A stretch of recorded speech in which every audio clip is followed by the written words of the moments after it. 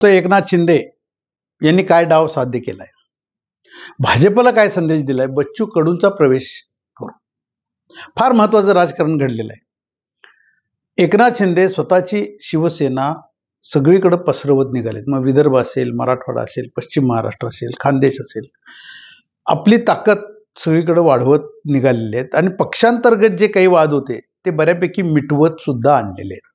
बच्चू कडूंना प्रवेश देण्यावरून सुद्धा वाद झाले नाहीत का? वाद झाले. परंतु एक ताकद कशी वाढत निघाली आणि कशी वाढवत नेणं गरजेचं आहे. बघता बघता 3 वर्षात निवडणुका येतील. मग त्यावेळेला भारतीय जनता पक्ष जे आज दुसरा विरोधक कोणी ठेवायचंच नाही, ह्या जे भूमिकेत आहेत याला कुठं शह द्यायचा का, यांना काही संदेश द्यायचा का? तर आम्ही सुद्धा काही कमी नाही आहे. आणि मुख्य म्हणजे एकनाथ शिंदेना मराठा बेस आहे. त्यांच्या मागं पुढच्या काळामध्ये हे राजकारण जातीयवादाचं समीकरण निश्चितपणानं असणार आहे.